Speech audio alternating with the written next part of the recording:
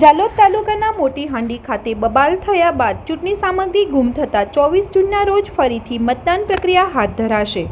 આજે દાહોદ જિલ્લાની ગ્રામ પંચાયતોની ચૂંટણી માટે મતદાન પ્રક્રિયા હાથ ધરાઈ હતી, જેમાં વહેલી સવારથી શાંતિપૂર્ણ માહોલ વચ્ચે મતદાન પ્રક્રિયા ચાલી રહી હતી। તેની વચ્ચે અચાનક જાલોદ તાલુકાના મોટી હાંડી ખાતે ધામણખોબરા પ્રાથમિક શાળા ઉપર બે ઉમેદવારોના સમર્થકો વચ્ચે ઘર્ષણ સર્જાતા બૂથ ઉપર ભાગદોડ મચી ગઈ હતી।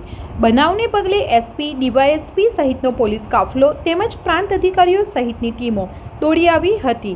બનાવને પગલે મતદાન પ્રક્રિયા બંધ થઈ ગઈ હતી। ત્યારબાદ મામલો થાળે પડતા મતદાન શરૂ કરવા માટેની તજવીજ હાથ ધરી બેલેટ પેપરોની ગણતરી કરતા સરપંચના 43 બેલેટ અને સભ્યપદના 43 બેલેટ ઓછા જણાતા મતદાન રદ કરવામાં આવ્યું હતું।